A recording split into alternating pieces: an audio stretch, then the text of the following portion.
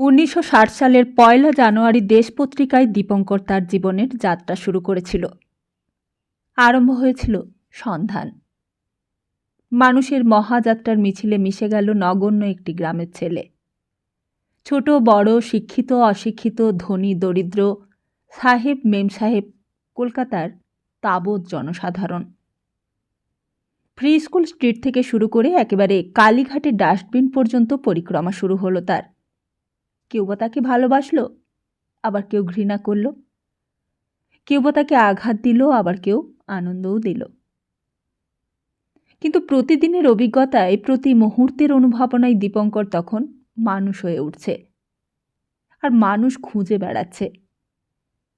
প্রত্যেকটি মানুষকে একে একে তার মনের তালুকদারির সমস্ত সত্য উপসত্য সুস্থ চিত্তে বহাল তবিয়তে দান করে দিয়ে অবশেষে নিশ্চিন্ত হল সে। সর্বরিক্ত হয়ে দীপঙ্কর তার সর্বস্ব নিবেদনের দায়িত্ব থেকে মুক্তি পেল। নমস্কার, আমরা শুনছি বিমল মিত্রের লেখা উপন্যাস কড়ি দিয়ে কিনলাম। আসুন শুনে নিই দীপঙ্করের আগামী জীবনযাত্রা। শুরু করছি আজকের পর্ব। সেদিন গাঙ্গুলিবাবু দীপঙ্করকে চায়ের অফার করেছিল। বলেছিল, আসুন না বাড়িতে, একদিনও তো আসেননি, একটু চা খেয়ে যাবেন। দীপঙ্করও ভেবে দেখলে, চা খাবার জন্য নয়, চা সেই জীবনে একবারই খেয়েছিল, সেই ঈশ্বর গাঙ্গুলি লেনের লক্ষ্মীদের কাছে। কিরণ বলতো, চা মানে কুলিদের রক্ত। কিন্তু বাড়িতে গিয়েই বা এখন কি করবে সে? সেই ফাঁকা বাড়ি। সতীকে একরকম জোর করেই তাড়িয়ে দেওয়া হলো। হয়তো সত্যিই শ্বশুরবাড়িতে গিয়ে আবার কান্নাকাটি করছে, আবার হয়তো সেই দরজা বন্ধ করে উপোস করা আরম্ভ করবে, আবার হয়তো রাগ করে কথাই বলছে না সনাতনবাবুর সঙ্গে, আবার হয়তো শাশুড়ির সঙ্গে ঝগড়া করছে গলা উঁচু করে। কি ছেলে মানুষ সতীটা! সংসারের কিছুই বুঝল না। সংসারে কি অত একগুঁয়ে হলে চলে? লক্ষ্মীদিটা তবু অনেকটা বুঝেছে, তবু সামলে নিয়েছে নিজেকে। মা থাকলে হয়তো সতীকে বোঝাতে পারত, মার কথা হয়তো শুনত সতী। গাঙ্গুলিবাবু বললে, এইখানেই নামতে হবে, আসুন। ছোট গলি, অন্ধকার, কিন্তু দুই পাশে ছোট ছোট দোকানের আলোয় রাস্তায় যা হোক আলো পড়েছে একটু। গাঙ্গুলিবাবুর বাড়িটা একতলায়। এতদিন চাকরি করেছে দীপঙ্কর। কতদিন লাল দেখিতে ঘাসের ওপর বসে গল্প করেছে দুজনে। গাঙ্গুলিবাবুর স্ত্রীর কথাও কত শুনেছে। কেমন করে পাগল হয়ে গেল স্ত্রী, কেমন করে মধ্যম নারায়ণ তেল মেখে ভালো হয়েছে, সবই বলেছে। আর যেদিন স্ত্রী ভালো হয়ে গিয়েছিল, সেদিন কালীঘাটে গিয়ে পুজো দিয়ে এসেছিল, প্রসাদও দিয়েছিল দীপঙ্করকে। গাঙ্গুলিবাবু বললে, আমার স্ত্রী যদি আপনাকে আমার মাইনের কথা জিজ্ঞেস করে, আপনি যেন আবার আসল মাইনেটা বলে দেবেন না সেনবাবু। মিথ্যে কথা বলবো? হ্যাঁ, কবিরাজ বলেছে যে। আমি তো বলেছি 110 টাকা। আপনি যেন আবার টপ করে বলে দেবেন না 85 টাকা পাই। দেখবেন। ছোট একখানা বাইরের ঘর, কিন্তু কি চমৎকার সাজিয়েছে। কোথাও কোনো নোংরা নেই, সব গাঙ্গুলিবাবুর স্ত্রীর সাজানো। দেওয়ালে কার্পেটের ছবি ফ্রেমে বাঁধানো। ছবিটা নানা রকম রঙিন উল দিয়ে তৈরি নাড়ুগোপালের। মাথায় লেখা, গড ইজ গুড। চারিদিকে দেওয়ালে ড্যাম লাগা অন্ধকার। টিমটিমে একটা বাল্ব ঝুলছে মাথার ওপর। দুটো তিনটে চেয়ার, একটা টেবিল, টেবিলের ওপর এমব্রয়ডারি করা ঢানি, হলদে পদ্মের চারপাশে লাল পাতা। তা হোক, তবু মনে হলো যেন গৃহিণীর পরিপাটি হাতের ছাপ সর্বত্রই। গাঙ্গুলিবাবু দীপঙ্করকে বসিয়ে ভেতরে স্ত্রীকে খবর দিতে চলে গেল। একটু পরেই আবার ফিরে এলো। বললে, ময়লা শাড়িটা বদলে আসছে। তারপর চুপি চুপি বললে, কি জিজ্ঞেস করছিল জানেন? কি? গাঙ্গুলিবাবু বললে, আপনি যে আমাদের অফিসার, তা বলিনি, শুধু বলেছি আমাদের অফিসের ক্লার্ক। জিজ্ঞেস করছিল কত টাকা আপনি মাইনে পান। আমি বলেছি 85। আপনি যেন আবার কিছু মনে করবেন না। যদি শুনতো আপনি 400 টাকা মাইনে পান, দেখাই করতে আসতো না। সত্যি সত্যি একসময় গাঙ্গুলিবাবুর স্ত্রী ঘরে ঢুকল। দীপঙ্করের দেখেই মনে হলো যেন এক্ষুনি গয়না শাড়ি পরে সেজে গুজে এসে ঢুকল। শাড়িটা যেন পাট ভাঙা, গয়নাগুলো যেন আলমারি থেকেই বার করে পড়েছে। এত গয়না কিনে দিয়েছে গাঙ্গুলিবাবু? আশ্চর্য, এত গয়নাও আছে গাঙ্গুলিবাবু স্ত্রীর?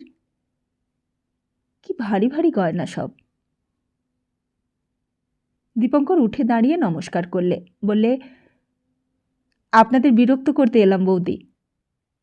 গাঙ্গুলিবাবুর স্ত্রী বললে, ভালোই করেছেন, আর 2 দিন পরে এলে আমাদের দেখাই পেতেন না, ফিরে যেতে হতো।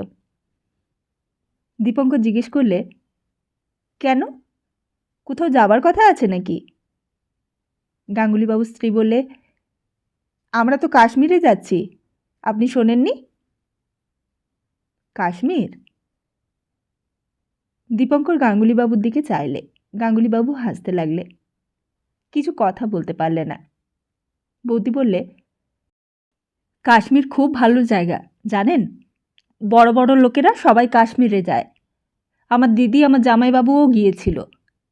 আমার জামাইবাবু 900 টাকা মাইনে পায়। 900 টাকা কি কম বলুন তো? বলে একটু থামল, থেমে দীপঙ্করের দিকে চেয়ে দেখলে, বললে, 900 টাকা মাইনে ছাড়া আবার একটা গাড়িও আছে নিজের, মোটর গাড়ি, অফিস থেকে দিয়েছে। খুব আরাম আমার দিদিদের। জানেন, আমার দিদি পুজোর সময় 350 টাকা দিয়ে একটা বেনারসি শাড়ি কিনেছে, আসল কোরিয়াল বেনারসি। আমি হাত দিয়ে দেখেছি, ওই আজকালকার টিস্যু বেনারসি নয়, একেবারে খাঁটি সোনার ফুল আটা। আমার এই যে শাড়িটা দেখছেন। দীপঙ্কর শাড়িটার দিকে দেখলে ভালো করে। বৌদি বলতে লাগলো, এটা কি শাড়ি বলুন তো? দীপঙ্কর জীবনে কখনো শাড়ি নিয়ে মাথা ঘামায়নি, শাড়ির নাম ধামও জানে না। বৌদি বললে, বলতে পারলেন না তো? কেউই বলতে পারে না, যারা কাশ্মীরে যায় তারাই কেবল বলতে পারে। দিদি বললে এটা 150 টাকা দিয়ে কিনেছে। আমাদের সব বোনকে একটা করে এই শাড়ি কিনে দিয়েছে দিদি। তার 900 টাকা মাইনে পায় জামাইবাবু, কিনে দেবে না? কি বলেন? হ্যাঁ, একটা কিছু কথা তো বলতে হয়। তাই দীপঙ্কর বললে, তা তো বটেই। বৌদি বললে, আপনি এই শাড়িটা দেখে অবাক হয়ে যাচ্ছেন, আর আমার বাবা আমাকে বিয়ের সময় যে বেনারসিটা দিয়েছে সেটা দেখলে আপনি আরও অবাক হয়ে যাবেন। আনবো সেটা, আপনি দেখবেন। এই বলে সত্যিই গাঙ্গুলিবাবুর স্ত্রী উঠে ভেতরের দিকে যাচ্ছিল। দীপঙ্কর বললে, না না, আপনাকে আর কষ্ট করতে হবে না মিছিমিছি, সে অন্য একদিন বরং দেখব। বৌদি নিরস্ত হলো, আবার বসে পড়ল, বললে, তা আপনি এবার পুজোয় কী শাড়ি কিনলেন স্ত্রীর জন্য? গাঙ্গুলিবাবু বললেন, শাড়ি কিনবেন কি, উনি তো এখনো বিয়েই করেননি। বিয়ে করেননি? গাঙ্গুলিবাবুর স্ত্রী একটু অবাক হয়ে গেল, বললে, মাইনে কম বলে বুঝি বিয়ে করেননি?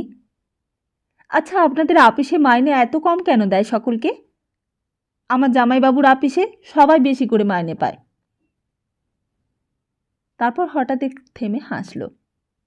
গাঙ্গুলিবাবুর স্ত্রীকে সত্যিই ভালো দেখতে, কি চমৎকার স্বাস্থ্য, আর এত হাসি খুশি। দীপঙ্করের মনে হলো যেন এদের সঙ্গে বহুদিনের পুরনো পরিচয় তার। কোনো সংকোচ নেই, জড়তা নেই, প্রাণ খোলা কথা বলছে একজন অচেনা লোকের সঙ্গে। হঠাৎই বৌদি বললে, জানেন, আমার বাবার ইচ্ছে ছিল না এর সঙ্গে আমার বিয়ে দেন, কিন্তু। গাঙ্গুলিবাবু বাধা দিলে, বলে, থাক না ওসব কথা, সেনবাবু আজ প্রথম এলেন, আর আজকেই তুমি ওইসব কথা পারলে? বৌদি বললে, কেন, তোমার গুণের কথা বলছি বলে লজ্জা হচ্ছে বুঝি?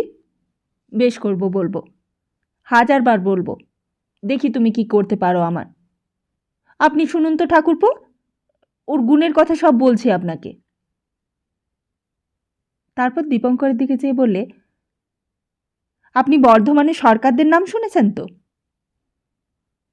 বর্ধমানে সরকারদের নাম দীপঙ্কর কোনোদিন শোনেনি। কি উত্তরে বলবে তাও বুঝতে পারলে না। গাঙ্গুলিবাবু বললে,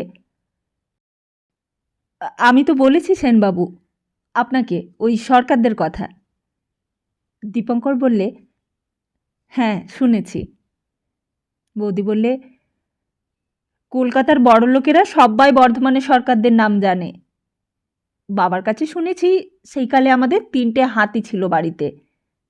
তা কপাল দেখুন, আমি যখন ঠিক বড় হলুম তখনই আমাদের অবস্থা খারাপ হয়ে গেল। তা বাবা বলে রেলের চাকরি, বাড়ি ঘরদোর নেই, এ ছেলের সঙ্গে বিয়ে দেব না। মা বললে, রেলের চাকরির খারাপ কি? বাবা বললে, রেলেতে ভদ্রলোকেরা চাকরি করে না। ইনি তখন মাইনে পাচ্ছেন 33 টাকা। মা বলে, তা মাইনে কি আর চিরকালই 33 টাকাই থাকবে? তা বিয়ে তো শেষ পর্যন্ত হলো। বিয়ে হবার পর প্রথম যখন শ্বশুরবাড়িতে এলুম দেখি। এসব কথা শুনতে দীপঙ্করের ভালো লাগছিল না। একেবারে গাঙ্গুলিবাবুর ব্যক্তিগত পারিবারিক ব্যাপার সব। গাঙ্গুলিবাবু বললে, তুমি কি সমস্তক্ষণ কেবল ওইসব কথাই বলবে নাকি সেনবাবুকে? হঠাৎই বৌদি উত্তেজিত হয়ে উঠল। বললে, কেন বলবো না শুনি? কেন বলবো না? তোমার সঙ্গে বাবা আমার বিয়ে দিতে চায়নি। আমার জামাইবাবুরা দিদিদের কত গয়না, কত শাড়ি কিনে দেয়, তুমি তো দিতে পারো না। আমার জামাইবাবুরা দিদিদের প্রত্যেক ছুটিতে কত জায়গায় বেড়াতে নিয়ে যায়, তুমি নিয়ে যেতে পারো? তোমার পয়সা আছে? তুমি তো 110 টাকা মাত্র মাইনে পাও, তোমার লজ্জা করে না? তারপর হঠাৎ দীপঙ্করকে দেখিয়ে বললে, এই তো দেখো না ঠাকুরপোকে, কম মাইনে পাই বলে এখনো বিয়ে করেনি। যার মাইনে কম তার বিয়ে করার এত শখ কেন শুনি? গাঙ্গুলিবাবুর আশ্চর্য ধৈর্য। এত কথার পরেও গাঙ্গুলিবাবু একটা কথাও বললে না। চুপ করে হাসি মুখে সব সহ্য করতে লাগল। বোবা শত্রু নেই। বৌদি বললে, দেখেছেন ঠাকুরপো, কেমন বোকার মতো হাসছে, আবার লজ্জাও করে না। বউকে যে খেতে পড়তে দিতে পারে না, বউকে যে শাড়ি গয়না দিতে পারে না, বউকে যে বেড়াতে নিয়ে যেতে পারে না, তার গলায় দড়ি, তার গলায় দড়ি, তার গলায় দড়ি। গাঙ্গুলিবাবুর মুখের চেহারাটা দেখে দীপঙ্করের ভয় লেগে গেল। সেই হাসি মুখ আর নেই, সেই অমায়িক চেহারা আর নেই। চোখ দুটো বড় বড় হয়ে উঠেছে রাগে, ফর্সা কান দুটো লাল হয়ে উঠেছে। দীপঙ্কর বললে, এইবার আমি উঠি বৌদি, আমার রাত হয়ে যাচ্ছে, অনেক দূরে আবার যেতে হবে। গাঙ্গুলিবাবু আর থাকার জন্য পিড়াপিড়ি করলে না। গাঙ্গুলিবাবু স্ত্রী জিজ্ঞেস করলে, আবার কবে আসবেন? দীপঙ্কর বললে, আরেকদিন সময় পেলে আসবক্ষণ। বৌদি বললে, ভালো কথা, আপনি পাঁচুলালের নাম শুনেছেন? পাঁচুলাল নামটা শুনে দীপঙ্করও দাঁড়িয়ে গেল, গাঙ্গুলিবাবুও দাঁড়িয়ে গেলেন। পাঁচুলালের নামই শোনেননি? কলকাতার সব বড় লোকেরাই পাঁচুলালের নাম জানে। বেনারসে গেলে পাঁচুলালের হাতের শাড়ি সবাই দেখে আসে। আমার দিদিদের তো সব শাড়ি পাঁচুলালের তৈরি। সবাই তো পাঁচুলালের শাড়ি কিনতে পারে না, সকলের অত টাকা কোথায় বলুন? গাঙ্গুলিবাবু বললেন, চলুন সেনবাবু, আপনার আবার রাত হয়ে গেল। গাঙ্গুলিবাবুর স্ত্রী বললে, তাহলে এইবার যেদিন আসবেন সেই দিন আপনাকে সেটা দেখাবো, মনে থাকে যেন। দীপঙ্কর বুঝতে পারলে না, বললে, কোনটা? বৌদি বললে, এর মধ্যেই ভুলে গেলেন? দীপঙ্কর লজ্জায় পড়ল, বললে, কোনটা বলুন তো, ঠিক মনে পড়ছে না। এই দেখুন, এর মধ্যেই ভুলে বসে আছেন আপনি? সেই বেনারসিটা, যেটা আমার বাবা আমার বিয়ের সময় দিয়েছিল, পাঁচুলালের নিজের হাতের তৈরি। বাবা নিজে পাঁচুলালকে অর্ডার দিয়ে তৈরি করিয়ে এনেছিলেন। আপনি তো আমার এই শাড়িটা দেখে অবাক হয়ে যাচ্ছেন, সেটা দেখলে আর চোখ ফেরাতে পারবেন না। রাস্তায় তখন আরও অন্ধকার হয়ে এসেছে, দোকানে দোকানে আরও ভিড় বেড়েছে। দীপঙ্করের কানে তখনও গাঙ্গুলিবাবুর স্ত্রীর কথাগুলো বাজছিল। পাশেই গাঙ্গুলিবাবু আসছিল, বললে, দেখলেন তো সেনবাবু, আপনি নিজের কানেই তো শুনলেন। এখন তো অনেকটাই সুস্থ। আগে মুখে যা ইচ্ছে তাই বলে গালাগালি দিত। দীপঙ্কর আর কিছু কথাই বললে না। গাঙ্গুলিবাবু বলতে লাগলেন, তবে এখন একটু রেগে গেলেই কেবল বলে যে বউকে খেতে পড়তে দিতে পারে না, যে বউকে শাড়ি গয়না দিতে পারে না, যে বউকে বেড়াতে নিয়ে যেতে পারে না, তার গলায় দড়ি, তার গলায় দড়ি, তার গলায় দড়ি। ওইরকম করেই পা ঠুকে ঠুকে 3 বার করে বলে। দীপঙ্কর সান্ত্বনা দিলে, বললে, ওসব কথায় আপনি কান দেবেন না। গাঙ্গুলিবাবু বললে, কত আর সহ্য করা যায় বলুন?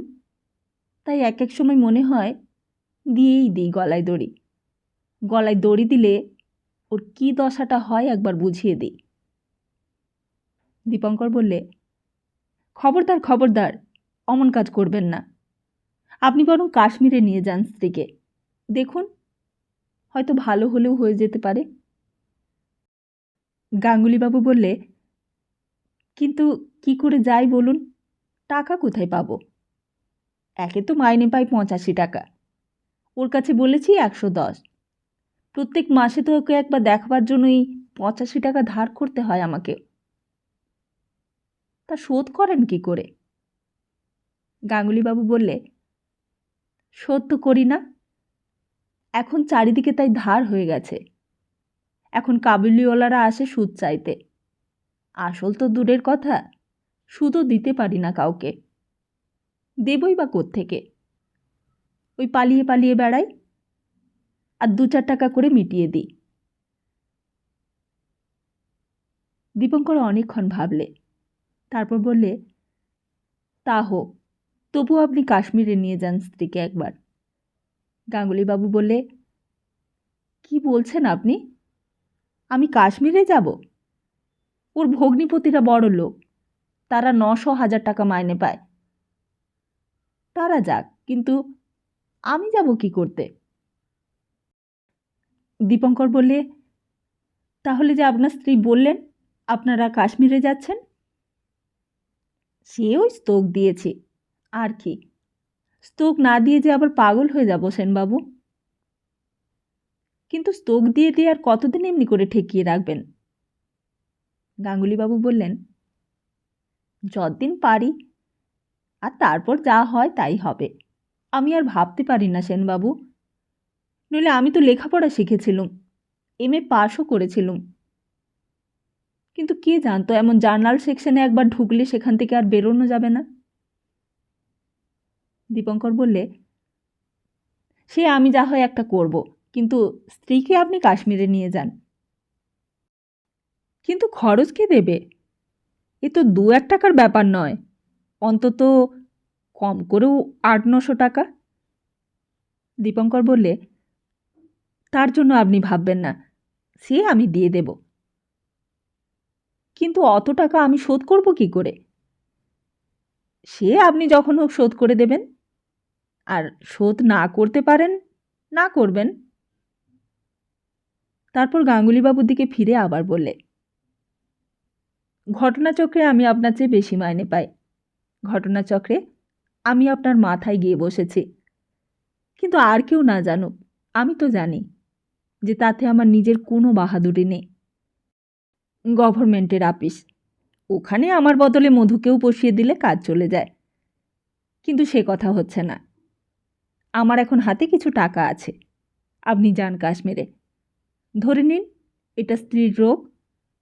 রোগ হলেও তো ডাক্তার ওষুধের পেছনে খরচ করতে হতো। দেখুন না, হয়তো এতেও রোগ সেরে যেতে পারে।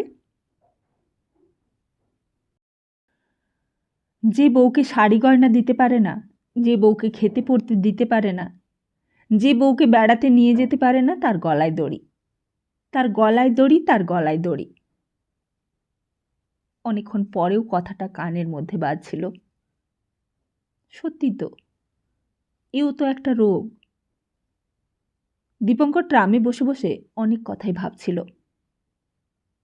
কাল আবার নতুন ঘরে নতুন চেয়ারে গিয়ে বসতে হবে। মিস্টার ঘোষাল গিয়ে বসতে আরম্ভ করবে রবিনসন সাহেবের ঘরে। আবার সেই নতুন করে দায়িত্ব নিতে হবে। আবার নতুন করে চলবে রেলের চাকা। এতদিন রবিনসন সাহেবের রাজত্ব ছিল। নামে কফর সাহেব মাথার ওপর ছিল, কিন্তু আসলে রবিনসন সাহেবই ছিল সব কিছু। ফেয়ারওয়েল মিটিংয়ে সাহেব অনেক কথাই বলেছিল, কিছুই বিশেষ করে কানে যায়নি। সাহেব ইন্ডিয়াকে ভালোবেসে ফেলেছিল। বড় অপাত্রে পড়েছিল সাহেবের ভালোবাসা। কোন দূর 7 সমুদ্র 13 নদীর পাড়ের মানুষ কিসের টানে এখানে এসেছিল কে জানে। হয়তো টাকার টানে। টাকাই হয়তো সাহেবকে টেনে এনেছিল ইন্ডিয়াতে। তারপর এখানে থাকতে থাকতে যেটুকু ইন্ডিয়া দেখেছিল সবটাই ভালো লেগে গিয়েছিল। সাহেব কাউকেই উপোস করতে দেবে না। কোনো মানুষের দুঃখও সইতে পারত না সাহেব। হাতের কাছে যেই মানুষ কটা এসেছিল তাদের উপরেই সবটুকু ভালোবাসা ঢেলে দিয়ে সাহেব চলে গেল। তার বাইরে আর কিছুই দেখলে না। কিন্তু সাহেব জানতেই পারলে না যে যে রেলে চাকরি করতে সাহেব ইন্ডিয়ায় এসেছিল সেই রেলও গরিব মানুষদের বড়লোক করবার জন্য আবিষ্কার হয়নি। সাহেব জানতেই পারলে না যে শুধু রেলই নয়, সব কলকবজাই একদিন তৈরি হয়েছিল গরিব মানুষের মুখের খাবার কেড়ে নেবার জন্য। ওই টেলিগ্রাফ, ওই স্টিম ইঞ্জিন, ওই কাপড়ের কল, ওসব শুধুই বড় মানুষদের আরও বড়লোক করবার জন্য, আর গরিবদের আরও গরিব। যখন এই 18th সেঞ্চুরির কলকাতার জোয়ার এলো ইউরোপে, এ তারও আগেকার কথা। কোপার্নিকাস, কেপলার, গ্যালিলিও, নিউটন, কত সব প্রাতঃস্মরণীয় নাম। কে ভেবেছিল তাদের সেই সব আবিষ্কার অষ্টাদশ শতাব্দীতে এসে এমন করে গরিবদের মুখের গ্রাস কেড়ে নেবে আফ্রিকা আর এশিয়ার ভূখণ্ডে? তারা কি জানতো সেই রেলের অফিসেরই জার্নাল সেকশনের ব্রিগেড পি.কে. গাঙ্গুলি মাসে মাসে দেনা করে আপাতমস্তক ডুবে যাবে তাদের আবিষ্কারের আশীর্বাদেই? তারা কি জানতো এই 1939 সালের দীপঙ্কর সেই রেলের চাকরি প্রমোশনের গোলক ধাঁধায় সারা সন্ধেটা এমনি করে রাস্তায় রাস্তায় ঘুরে বেড়াবে? অথচ অবস্থা কি ফেরেনি লোকেদের? তা ফিরেছে বইকি। Julius Caesar, Catherine the great, Louis ফোর্টলিন কিংবা আকবর বাদশাহ পর্যন্ত যে বিলাসিতার কল্পনাও করতে পারেনি তাই ভোগ করেছে বিংশ শতাব্দীর একজন বড়লোক। ওই রবিনসন সাহেবেরই ব্রেকফাস্টের টেবিলে থাকে ব্রিটিশ কলম্বিয়ার আপেল, তানজিয়ারের কমলা লেবু, ব্রাজিলের কফি, দার্জিলিংয়ের চা, অস্ট্রেলিয়ার বিফ আর ডেনমার্কের বেকন। যে খবরের কাগজ রবিনসন সাহেব পড়ে তাতে 24 ঘন্টা আগের তিব্বতের ভূমিকম্পের কথা যেমন থাকে, তেমনি চিকাগোর শেয়ার মার্কেটের খবরও থাকে। আবার হলিউডের টাটকা আনকোরা নতুন ফিল্ম স্টার ভিভিয়ান রের কথাও থাকে। কিন্তু রবিনসন সাহেব কি কখনো খবর রেখেছে কোথা থেকে কত কষ্ট করে কাদের মুখের গ্রাস কেড়ে এই ব্রেকফাস্টের আয়োজন করেছে তার খানসামা? কোন রেলগাড়িতে চাপিয়ে সেই খাবারগুলো এসে পৌঁছেছে তার টেবিলে? কে সেই ট্রেনের ড্রাইভার, কে খালাসি, তারা ব্রেকফাস্ট খেয়েছে কিনা? রবিনসন সাহেব কি কখনো ভেবেছে যে খবরের কাগজের এই খবরের বাইরেও আরও অনেক খবর আছে যা ছাপা হয় না, যা ছাপা হতে নেই, যা ছাপা হলে ওই ব্রেকফাস্টের প্লেটেই একদিন ছাই পড়বে? রবিনসন সাহেবের ব্রেকফাস্ট খাওয়া চিরকালের মতো ঘুচে যাবে। আশ্চর্য! মায়ের পায়ে হাত দিয়ে প্রতিজ্ঞা করেছিল দীপঙ্কর সে স্বদেশী করবে না। কিন্তু রবিনসন সাহেব যেন সেই স্বদেশীর বিরুদ্ধাচারণ করতেই তাকে যাবার আগে প্রমোশন দিয়ে গেল, যাতে দীপঙ্করও ব্রেকফাস্ট খেতে পারে, যাতে দীপঙ্করের ব্রেকফাস্টের টেবিলেও ওইসবে এসে পৌঁছয়। কিন্তু দীপঙ্কর তো প্রমোশন না নিলেই পারে। কে তাকে মাথার দিব্যি দিয়েছে? কে তাকে বলেছে যে নিতেই হবে প্রমোশন? দীপঙ্করকে যেন রবিনসন সাহেব তার সব পাপের উত্তরাধিকারী করে গেল যাবার সময়। কিরণের মাকে সে যে 10 টাকা করে মাসোহারা দিয়ে আসছে, তাতেই কি তার পাপস্খলন হবে? সব কলঙ্ক মুছে যাবে? নাকি গাঙ্গুলিবাবুকে কাশ্মীর যাবার খরচ দিলেই তার দুষ্কৃতির প্রায়শ্চিত্ত হয়ে যাবে? দাদাবাবু? শম্ভুকে দেখে দীপঙ্করও অবাক হয়ে গেছে। শম্ভু ছিল সেকেন্ড ক্লাস ট্রামে, আর দীপঙ্কর ফার্স্ট ক্লাসে। রাস্তায় নেমেই দেখে ফেলেছে। শম্ভু বললে, আমি তো আপনার বাড়িতেই যাচ্ছিলাম। দীপঙ্কর বললে, ভালোই করেছ, এসো। আমারও খুব আগ্রহ ছিল জানতে। বৌদিমণি বাড়িতে পৌঁছতে খুব হইচই হলো না? শম্ভু বললে, হইচই? কি বলছেন আপনি? শম্ভু যেন কিছুই বুঝতে পারলে না, আবার বললে, কিসের হইচই? দীপঙ্কর বললে, সকাল থেকে কোথায় ছিল তোমার বৌদিমণি? কেউ খোঁজ নেয়নি? বাড়ি ফেরবার পর তোমার মামনি কিছুই বললেন না তোমার বৌদিমণিকে? শম্ভু যেন হতভম্ব হয়ে গেছে, বললে, কার কথা বলছেন? কে বাড়ি ফিরে গেছে? কেন, তোমার বৌদিমণি? শম্ভু বললে, সেই বৌদিমণির কথাই তো জিজ্ঞেস করতে এসেছি আপনার কাছে। ভোর রাত্রির থেকে তো পাওয়া যাচ্ছিল না। আমার কাছ থেকে আপনার ঠিকানাটা নিয়েছিল কালকে, তাই ভাবলাম এখানেই বোধহয় এসেছে। সারাদিনের মধ্যে আর সময় করতে পারিনি, তাই এখন আসছিলাম খবরটা নিতে। দীপঙ্কর বললে, কিন্তু তোমার বৌদিমণি তো ফিরে গেছে আবার, তুমি জানো না? আজ্ঞে না। কখন? তুমি কখন বেরিয়েছ? শম্ভু বললে, আমি তো খেয়ে দিয়েই সরকার মশাইয়ের সঙ্গে মুদিখানায় গিয়েছিলাম। ওই মাসকাবারি চাল ডাল তেল নুন মশলা সব খরিদ করে বাড়ি ফিরেছি বিকেলে। তখন তো দেখিনি বৌদিমণিকে। কই শুনিও না তো কিছু। দীপঙ্কর বললে, ওই দুপুরবেলাতেই গিয়ে পৌঁছেছে তোমাদের বাড়িতে। তুমি তখন হয়তো বাজারে গিয়েছিলে, তাই টের পাওনি। তারপর বিকেলবেলা তো অতক্ষণ ছিলুম, তাও তো কিছু কানে গেল না। দীপঙ্কর জিজ্ঞেস করলে, তুমি ওপরে গিয়েছিলে? না, ওপরে যাবার আর সময় পেলাম কোথায়। ওই ভাড়ার ঘরের জিনিসপত্রগুলো বার করা হয়েছিল, সেইগুলো আমি আর কৈলাস মিলে তুললাম। তারপর সন্ধেবেলা বাতাসির মার মুড়ি আনতে গিয়েছিলুম। দীপঙ্কর বললে, সেই জন্যই টের পাওনি। এখন যাও, গিয়ে বৌদিমণির ঘরে গিয়ে দেখবে সব ঠিক আছে। তাই যাই। এই বলে শম্ভু চলে যাচ্ছিল। দীপঙ্কর বললে, তার সকালবেলা খুব হইচই করছিল তো তোমার মামনি? শম্ভু বললে, আগে না, মামনির কানে খবরটা দিলে কৈলাস। বুড়ি কিছুই বললে না, না রাম না গঙ্গা, কিচ্ছু না। সে কি? আগে হ্যাঁ, বাড়ি শুদ্ধ আমরা সবাই অবাক হয়ে গেছি তখন। আগে বাতাসির মা বললে, বুড়ি খুব শেয়ানা মাগি। ভূতির মাও বললে। তা হাঁ গা, খবরটা একবার নেবে না? বউটা কোথায় গেল? রান্না বাড়িতে যেই কজন ঝিঝিউড়ি কাজ করে তাদেরই মধ্যে গুজ গুজ ফিসফিস হতে লাগলো। ওই কৈলাস গিয়েছিল সতীর ঘরে চা দিয়ে আসতে, গিয়ে দেখলে ঘর ফাঁকা, আর তাড়াতাড়ি গিয়ে এই ঘর ওই ঘর করে দেখেছে। তারপরে তো মামনির কাছে গিয়ে বলেছে। মামনি কথাটা শুনে বললে, দারোয়ানকে ডাক, ডেকে দে। দারোয়ান এলো, বললে, আমি বাইরের খাটিয়ায় শুয়েছিলুম হুজুর, যখন নিদ ভাঙলো দেখি গেট খোলা। তা চাবি কোথায় রেখেছিলে তুমি? দারোয়ান বললে, হুজুর আমার কাছেই। তোমার কাছে যদি চাবি ছিল তা গেটের তালা খুলল কি করে? দারোয়ান আর কিছুই জবাব দিতে পারে না। মামনি বললে, তুমি যাও। ধমকে দারোয়ান চলে গেল। তারপর কৈলাসকে বললে, সোনা কোথায়? সোনাকে ডেকে দে। সনাতনবাবুর তখন চা খাওয়া হয়ে গিয়েছিল।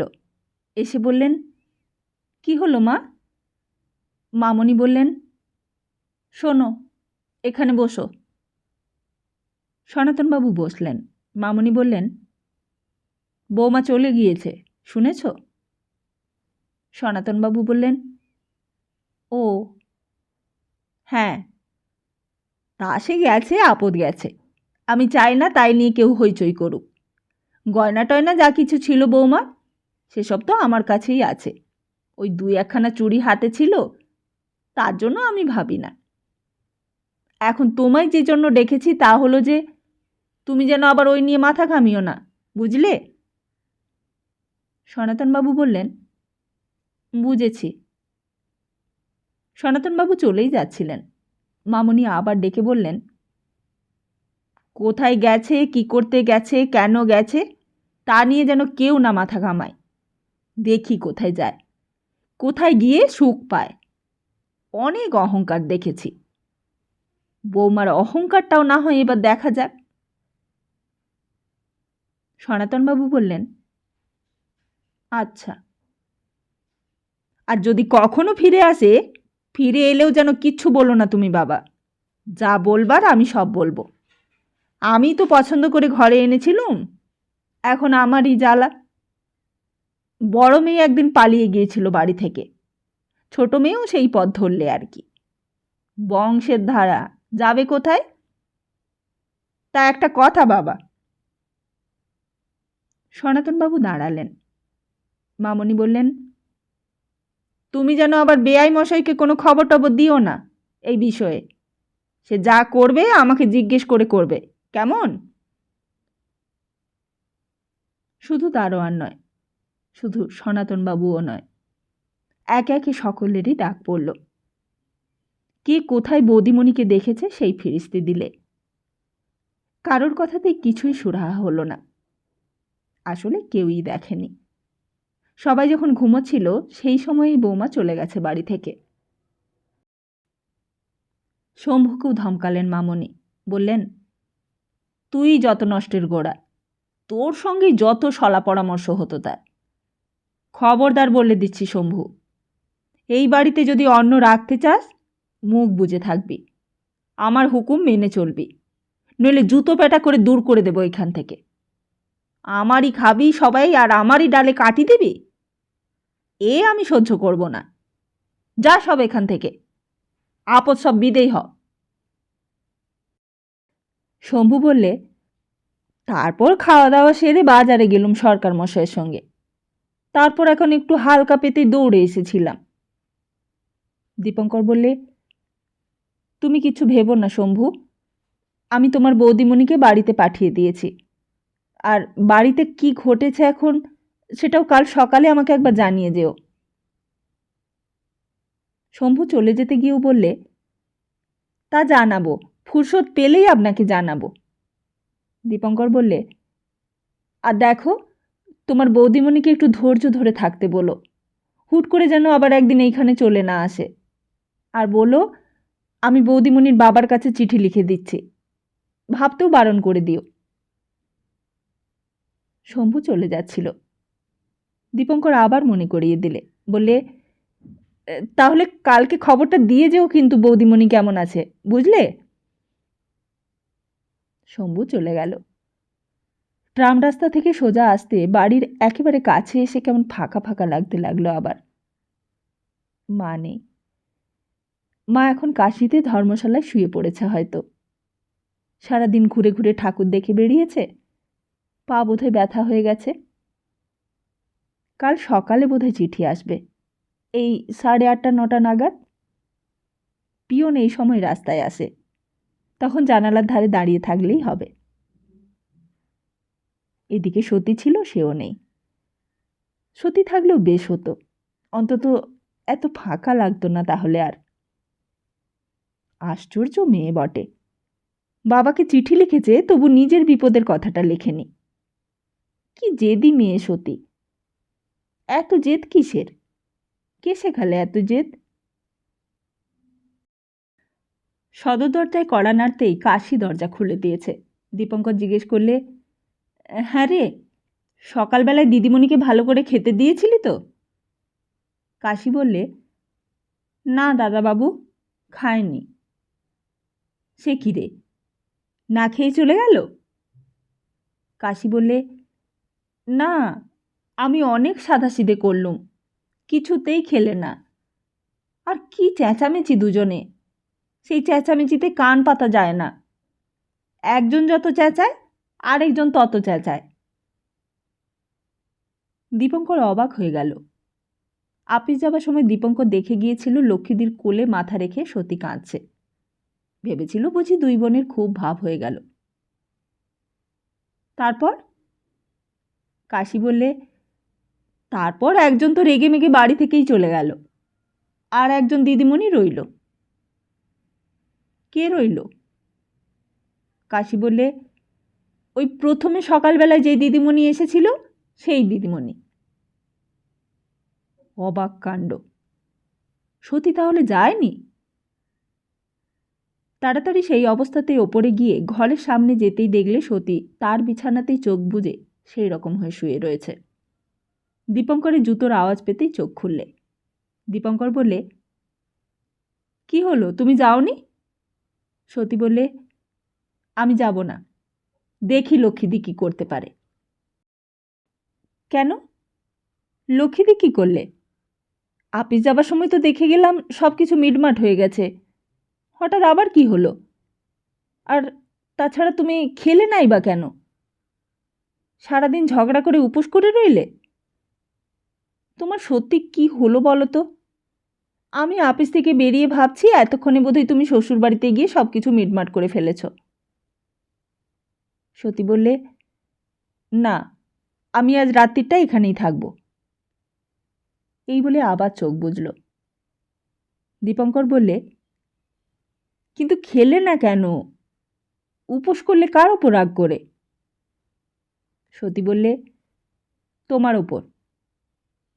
দীপঙ্কর হেসে বললে, তুমি রাগ করে না খেলে কি আমি জব্দ হব মনে করেছ? আর এদিকে আমি যে পেট ভরে খেয়ে আবার টিফিন খেলুম। চলো চলো, ওঠো, খেয়ে নাও। কাশিও পেছন পেছন এসে দাঁড়িয়েছিল দরজার কাছে। দীপঙ্কর বললে, খাবার দে আমাদের, দুজনে একসঙ্গে খাবো। কাশি চলে যেতেই দীপঙ্কর বললে, আশ্চর্য, দেখো, আমি ধরে বসে আছি, তুমি চলে গিয়েছ। এই একটু আগে শম্ভু এসেছিল তোমার খোঁজে। সতী এতক্ষণে চমকে উঠে মুখ তুলল, বললে, শম্ভু এসেছিল আমার খোঁজে? কি বললে সে? বাড়িতে খুব হইচই হচ্ছে তো ওখানে? দীপঙ্কর বললে, তা তো হবেই, তোমার শাশুড়ি সবাইকে ডেকে বলে দিয়েছেন যেন এই নিয়ে ঘোট পাকানো না হয়। সনাতনবাবুকেও বলে দিয়েছেন। সতী জিজ্ঞেস করলে, আর কি বললে? আর কিছুই বললে না। সতী বললে, তা শম্ভুকে ডেকে নিয়ে এলে না কেন এখানে? দীপঙ্কর বললে, তা আমি কি জানি যে তুমি এখনো এখানে আছো? আমি তো জানি লক্ষ্মীদির সঙ্গে তুমি চলে গিয়েছ। লক্ষ্মীদি তোমাকে প্রিয়নাথ মল্লিক রোডে পৌঁছে দিয়েছে। আপিস যাবার আগে তো সেই ব্যবস্থাটাই হয়েছিল। সতী আবার জিজ্ঞেস করলে, শম্ভু ওনার কথা কি বললে? উনি কি খুব মুষড়ে পড়েছেন? কার কথা বলছো? সনাতনবাবু? তাঁর কথা তো শম্ভু কিছুই বললে না। সতী আবার জিজ্ঞেস করলে, কিছুই বললে না? কোন ঘরে শুচ্ছেন এখন? তা তো আমি জিজ্ঞেস করিনি। সতী বললে, তাহলে তুমি কি জিজ্ঞেস করলে? তুমি তো জিজ্ঞেস করবে যে আমি চলে আসার পর কি হচ্ছে বাড়িতে, দারোয়ানের চাকরি গেছে কিনা, বাতাসির মা কি বললে, ভূতির মা কি বলেছে, সেসব কথাগুলোই তো আসল, সেগুলোই জিজ্ঞেস করলে না। দীপঙ্কর বললে, আচ্ছা, কাল তো শম্ভুকে আসতে বলেছি, সে এলে সব কথা তাকে জিজ্ঞেস করে নিও। তারপর একটু থেমে বললে, কিন্তু তা তো হলো, তুমি গেলে না কেন? সতী প্রথমে কিছুই উত্তর দিলে না, তারপর একটু থেমে বললে, আমি চলে গেলে কি তুমি বেশি খুশি হতে? হঠাৎ সতীর এই প্রশ্নের জন্য দীপঙ্কর যেন প্রস্তুত ছিল না।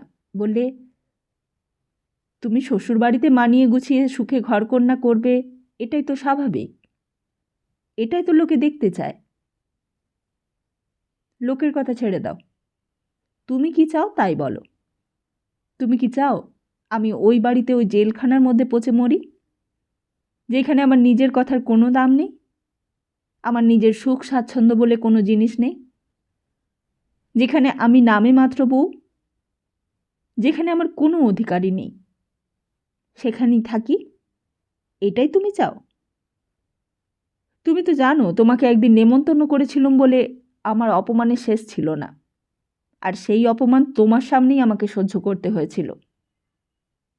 এরপরেও তুমি আমাকে সেইখানে যেতে বলছো? দীপঙ্কর বললে, কিন্তু সেইখানে না গিয়ে কি করবে তুমি? সতী বললে, এতদিন সেসব কথা ভাববারই সময় পায়নি, এখন একটু ভাবতে সময় দাও।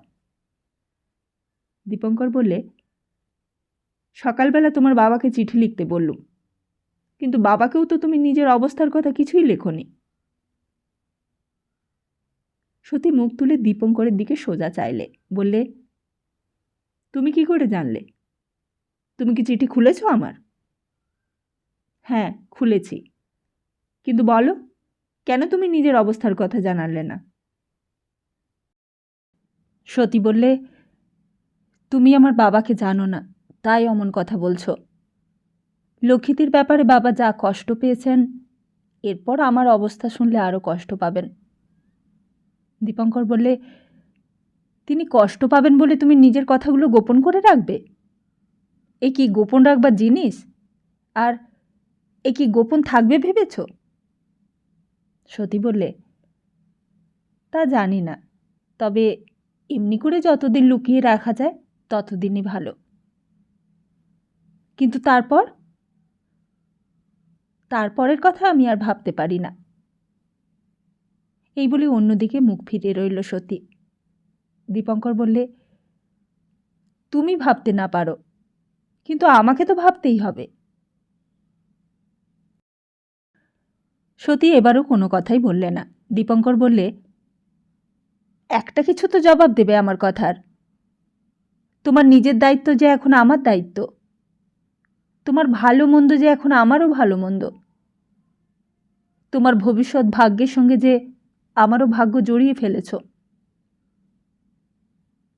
এইবার সতী মুখ তুলে চাইলে, বললে, তার মানে? দীপঙ্কর বললে, তুমি যদি সেদিন আমাকে তোমার বাড়িতে নেমন্তন্ন করে না খাওয়াতে, আমার কিছুই বলবার ছিল না। তোমার সঙ্গে আমার যদি আবার দেখাও নাও হতো, আমি তোমার কথা নিয়ে মাথাও ঘামাতাম না। কিন্তু এখন তো আর উপায় নেই তার। এখন যে তুমি আমার বাড়িতে এসে উঠেছ, এখন যে এক বাড়িতে এক ঘরে বসে আছো আমার সঙ্গে, এ কথা যে আর কারোর জানতে বাকি থাকবে না দুদিন পর। সতী ঠোঁটের আড়ালে একটু হাসল, বললে, কেউ জানতে পারবে বলেই বুঝি তোমার এত ভয়? দীপঙ্কর বললে, ভয় আমার নয়, আমি পুরুষ মানুষ, কিন্তু তুমি যে মেয়ে মানুষ, ভয় তো তোমারই। আমার ভয়ের জন্য তোমাকে এত ভাবতে হবে না। দীপঙ্কর বললে, তোমার জন্য আমি ভাববো না তো কে ভাববে? কে আছে তোমার এখানে? সতী বললে, আমার জন্য যদি তোমার এতই ভাবনা, তা আমাকে না হয় তোমাদের বাড়িতে থাকতে দাও দুটো দিনের জন্য, আমি একটু ভালো করে ভেবে দেখি নিজের অবস্থাটার কথা। হঠাৎই কাশি ঘরে ঢুকলো, বললে, খাবার দেবো দাদাবাবু? দীপঙ্কর সতীকে জিজ্ঞেস করলে, এখন খাবে তো? নাকি এবেলাও আমার উপর রাগ করে উপোস করে থাকবে? সতী হেসে বললে, সত্যি আমি সকালবেলা তোমার উপর রাগ করেছিলুম। আচ্ছা, সকালবেলা কেন তুমি লক্ষ্মীদিকে ডেকে এনেছিলে বলো তো? তুমি কি ভেবেছিলে তোমার কথা না শুনে আমি লক্ষ্মীদির কথা শুনব? তোমার চেয়ে লক্ষ্মীদি বড় হলো আমার কাছে? দীপঙ্কর কাশিকে বললে, খাবার দে আমাদের। তারপর সতীর দিকে চেয়ে বললে, লক্ষ্মীদি না তোমার নিজের মায়ের পেটের বোন? তার কাছে আমি কে তোমার? সতী হঠাৎ দাঁড়িয়ে উঠল, বললে, তুমি সকাল থেকে আমাকে অনেক অপমান করেছ দীপু। আমি মুখ বুজে সব সহ্য করেছি, আর আমার সহ্য হচ্ছে না। তুমি চুপ করো। দীপঙ্কর আর কিছু না বলে পাশের ঘরে গিয়ে জামা কাপড় বদলে হাত মুখ ধুয়ে নিলে। তারপর বেরিয়ে এই ঘরে এসে সন্তোষ কাকার মেয়ে শাড়িটা দিয়ে বললে, এটা তুমি পরে নাও। সতী শাড়িটা নিলে। তারপর বললে, যার শাড়ি সে যদি জানতে পারে তো রাগ করবে না? দীপঙ্কর বললে, ভাবনা তোমার নয়, রাগ করলে তো আর তোমার উপর রাগ করবে না। সতী বললে, তোমার উপরে রাগ করলেও তো আমাকেই ভাবতে হবে। কেন? আমার উপর রাগ করলে তোমার তাতে কি? সতী হেসে ফেললে, বললে, বা রে বা, মিছিমিছি আমি কেন দুজনের মধ্যে কাঁটা হয়ে থাকবো বলো তো? দীপঙ্কর বললে, কিন্তু তুমি যা ভেবেছ তা নয়, কাশি তোমাকে সব ভুল বুঝিয়েছে। সতী বললে, ভুল হোক ঠিক হোক, আমি কেন নিমিত্তের ভাগী হতে যাই মাঝখান থেকে? তা হোক, তোমার শ্বশুরবাড়িতেও তো আমি নিমিত্তের ভাগী হয়েই আছি। এরপর তুমি নিমিত্তের ভাগী হলে না হয় শোধবোধ হয়ে যাবে। এখন যাও, ওই ঘরে গিয়ে কাপড়টা বদলে এসো, দেরি করো না। তা কাশি নিজের বুদ্ধি খাটিয়ে রান্নাবান্না বেশ করেছিল, মন্দ না। দীপঙ্কর বারবার চেয়ে দেখলে সতী খাচ্ছে কিনা। আগের দিন সতীদের বাড়িতে সতী সামনে বসিয়ে দীপঙ্করকে খাইয়েছিল। সেদিন অনেক আয়োজন, অনেক অনুষ্ঠান করেছিল সতী, দীপঙ্করকে একরকম না জানিয়েই বলতে গেলে। সেই দিন ছিল দীপঙ্করের জন্মদিন, আর আজ নিতান্তই অপ্রত্যাশিত অবস্থায় সতী এসে পড়েছে। নিতান্তই অযাচিত, অনাহুত নেমন্তন্ন। দীপঙ্কর বললে, পেট ভরে খাও সতী, আজকে তো আর বাড়িতে মা নেই যে তোমাকে আদর করে সেধে সেধে খাওয়াবে। আর তাছাড়া আমি ঠিক মনের কথা মুখে বলতে পারি না। সতী বললে, বহুদিন থেকে আমার একটা স্বাদ ছিল যে তোমার জন্মদিনে ভালো করে তোমাকে খাওয়াবো, উল্টে তুমিই আজকে আমাকে খাইয়ে দিলে দীপু। দীপঙ্কর বললে, এখনো কিন্তু সেই দিনকার কথাটা ভুলতে পারি না। মনে হয় কেন তুমি আমাকে অমন করে খাবার নেমন্তন্ন করেছিলে সেই দিন। সতী বললে, কিন্তু সেদিন খাবার নেমন্তন্ন করেছিলুম বলেই তো আজকে এমন করে দুইজনে একসঙ্গে খেতে বসবার সুযোগটা হলো। দীপঙ্কর বললে, কথাটা তুমি এমন করে বললে যেন মনে হচ্ছে খেতে তোমার খুব ভালো লাগছে, অথচ মা থাকলে কি তোমাকে এই খাওয়া খেতে দিতে পারতো? সেদিন তুমি আমার জন্য কত কি খাবার আয়োজন করেছিলে বলো তো, কত রকম রান্না করেছিলে সারাদিন ধরে, কি কষ্টটাই না করেছিলে আমার জন্য। সতী বললে, কিন্তু কি লাভটাই বা হলো তাতে তোমার? বাহ, বলছো কি লাভ হলো না? কত ভালো ভালো জিনিস খেতে পেলাম। সতী বললে, জানো, তুমি চলে আসার পর আমি সেদিন কিছুই খাইনি, খেতে পারিনি। সারা রাত কেবল নিজের মনে হাই হাই করেছি আর কেঁদেছি। উনি বললেন, দীপঙ্কর বাবুকে আরেকদিন নেমন্তন্ন করে খাইয়ে দিও। দীপঙ্কর বললে, সনাতনবাবু কিন্তু তোমাকে খুব ভালোবাসেন সতী। সতী বললে, সত্যি মানুষটা তো খারাপ নয় দীপু, আমার রাগ হয় বটে ওনার ওপর, কিন্তু সত্যি মানুষটা খারাপ নয়। এত ভালো মানুষ যে মাঝে মাঝে যখন ওকে বকি নিজের কষ্ট হয়। দীপঙ্কর বললে, তুমি হাসালে সত্যি। তুমি ঠিক বুঝবে না দীপু, আর তোমারই বা দোষ কি? কেউই বোঝে না। যে শুনবে সেই ভাববে বুঝি আমারই দোষ, বুঝি আমি ঝগড়া করি দিনরাত, আমি বুঝি সাধ করে অশান্তির সৃষ্টি করি, আমি বুঝি ওই বাড়িতে সব অশান্তির মূল। কথা বলতে বলতে সতীকে যেন নেশায় পেয়ে গিয়েছিল সেই দিন। কথা বলতে বলতে সতী সেদিন ক্রমেই যেন বড় সহজ হয়ে গিয়েছিল। সকালবেলা সেই রুক্ষ মেজাজের মানুষ যেন আর নয় তখন। কাশি পরিবেশন করেছে দুজনকে। বালিগঞ্জের স্টেশন রোডে সন্ধে অনেকক্ষণ উতরে গেছে। সেই গোল গোল চাপার কলির মতো আঙুল দিয়ে ভাত খেতে খেতে সতী যেন ভুলেই গেল কোথায় কাদের বাড়িতে বসে আছে সে। বসে বসে গল্প করছে। মাথার কোকড়ানো চুলের খোপাটা আলগা হয়ে কাঁধে ঝুলছে।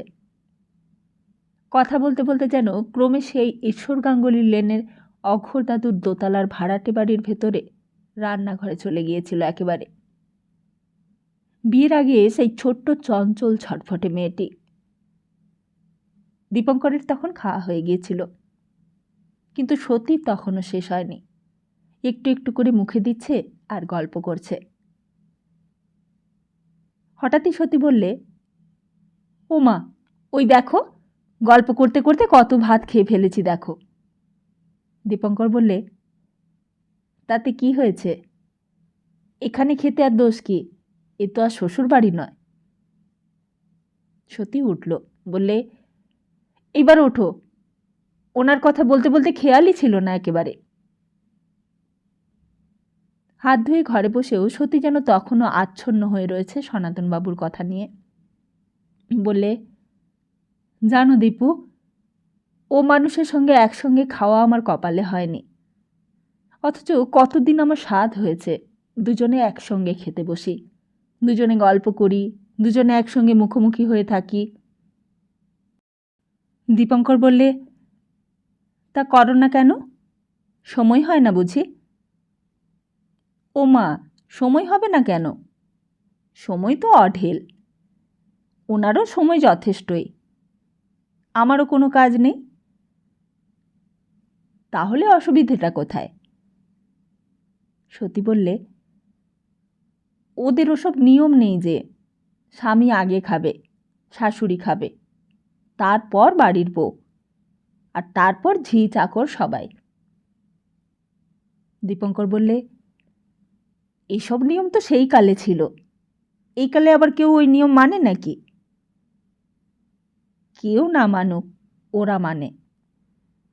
দীপঙ্কর বললে, তা ওই নিয়ম না মানলেই তো পারো তোমরা। তুমি সনাতনবাবুকে নিয়ে গাড়িতে বেরিয়ে পড়লেই পারো। তোমাদের গাড়ি রয়েছে, চাকর বাকর রয়েছে, ঠাকুর রয়েছে, ভাবনা কিসের? সতী বললে, সে হলে তো বেঁচে যেতাম দীপু। উনি যদি আমাকে একটু বকতেন কিংবা বারণ করতেন তাতেও ভালো লাগতো।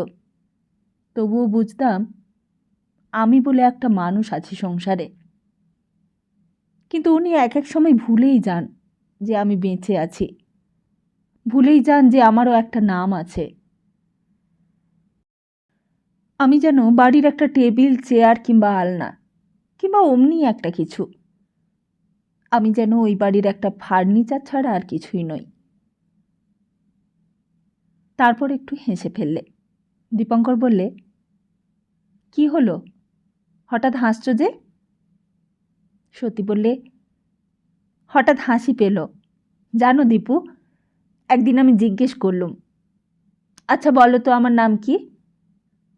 আমি রসিকতা করেই কথাটা জিজ্ঞেস করেছিলুম, কিন্তু আশ্চর্যের ব্যাপার, আমার নামটাই ভুলে গেছেন। দীপঙ্কর বললে, সে কি, তাই কখনো হতে পারে নাকি?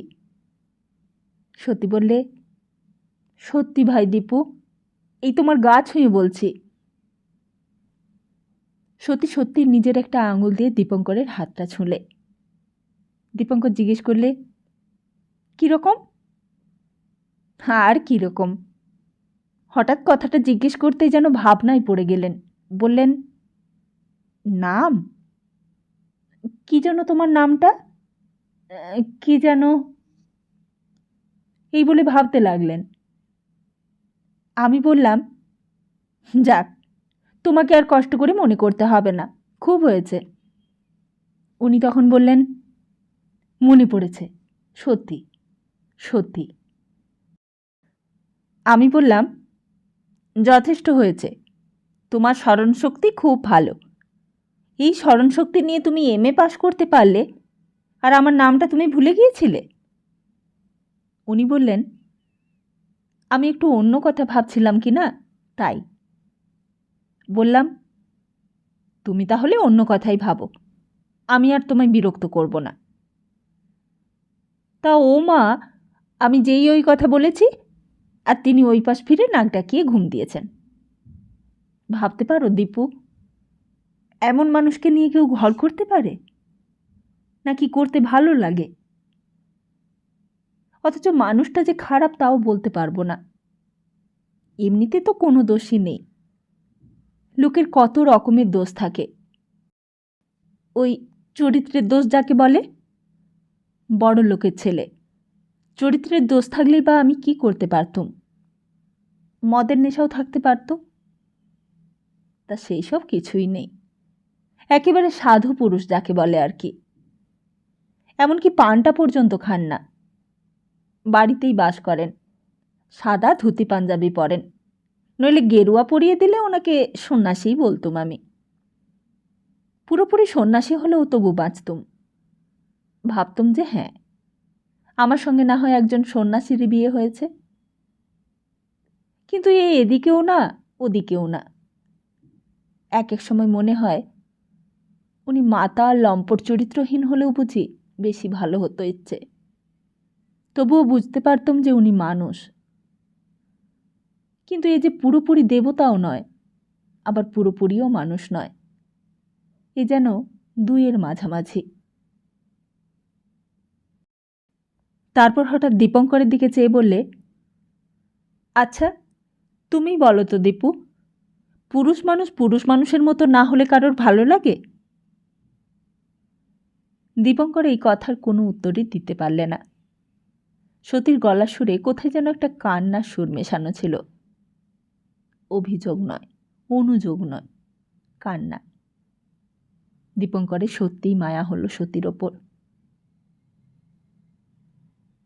তাই এইসব কথা তোমাকে বলছি বলে যেন কিছু মনে করো না দীপু।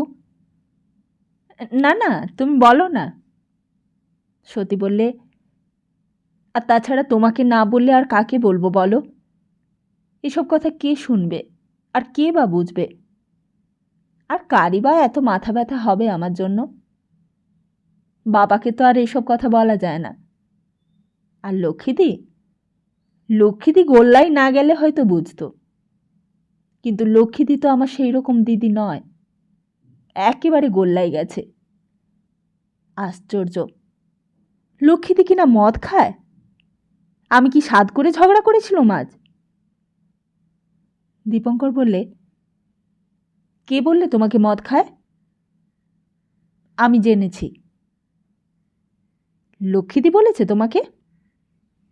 সতী বললে, না, আমি যে মুখে গন্ধ পেলুম। তুমি আপিস যাবার পর আমাকে উপদেশ শোনাতে এসেছিল। ভাবলাম হয়তো এখন নানা কষ্টে ভুগে ভুগে অনুতাপ হয়েছে লক্ষ্মীদের, কিন্তু মুখে মদের গন্ধ পেতেই আমি ধরলাম, বললাম, তুমি মদ খাও লক্ষ্মীদি? তোমার মুখে মদের গন্ধ পাচ্ছি যে। লক্ষ্মীদি বললে, না, ও হোমিওপ্যাথিক ওষুধের গন্ধ। প্রথমে লুকোতে চেষ্টা করেছিল জানো দীপু। প্রথমটাই ভেবেছিল আমি বুঝি বুঝতে পারবো না, কিন্তু রেঙ্গুনে বার্মিজদের তো দেখেছি রাস্তা দিয়ে মদ খেয়ে মাদলামি করতে করতে যেত। ও আমার চেনা গন্ধ। আমি এক ধাক্কায় ফেলে দিলুম লক্ষ্মীদিকে। বললাম, বেরিয়ে যাও এই ঘর থেকে। তুমি মদ খেয়ে আমার সঙ্গে কথা বলতে এসেছ? ধাক্কা দিতে লক্ষ্মীদি একেবারে ওইখানে ওই দেওয়ালে লেগে ছিটকে পড়ে গেল মেঝের ওপর। দীপঙ্কর বললে, সর্বনাশ, তাই নাকি? লাগেনি তো? সতী বললে, লেগেছে বই কি, খুব লেগেছে, বোধহয় মাথাটাও কেটে গেছে। আমি তো তখন রেগে গেছি, আমার কোনো জ্ঞান নেই তখন। আর আমাদের চেঁচামেচিতে তোমার চাকরটাও দৌড়ে এসেছে। সেই অবস্থাতেই আমি লাথি মেরেছি লক্ষ্মীদিকে। যা নয় তাই বলে গালাগালি দিয়েছি, যা মুখে আসে তাই বলে চেঁচিয়েছি। দীপঙ্করের যেন নিঃশ্বাস বন্ধ হয়ে এলো। বললে, ছি ছি, লক্ষ্মীদিকে তুমি মারলে? লাথি মারলে লক্ষ্মীদিকে? সতী বললে, কি করব, তখন কি আর আমার জ্ঞান আছে? আমি তখন নিজের জ্বালায় জ্বলছি, কয়দিন ঘুমোতে পারিনি, কদিন খাইনি, চান করিনি, আর তার ওপর লক্ষ্মীদির কাণ্ড দেখে আমার মাথার রাগ চড়ে গেছে। তারপর কি হলো? সতী বললে, তারপর আমি চিৎকার করে বলতে লাগলাম, বেরিয়ে যাও তুমি, বেরিয়ে যাও এখান থেকে। লক্ষ্মীদির মাথায় তখন বোধহয় খুব জোরে লেগেছে। দুই হাতে মাথাটা টিপে ধরে আস্তে আস্তে সিঁড়ি দিয়ে নিচে নেমে গেল। বোধহয় মাথাটায় খুব লেগেছে। দীপঙ্কর বললে, ছি, তুমি লক্ষ্মীদিকে এইরকমভাবে মারলে? আগে জানলে আমি গিয়ে দেখে আসতাম। আমি নিজে গিয়ে যে তাকে ডেকে এনেছিলাম, লক্ষ্মীদি আসতে চায়নি।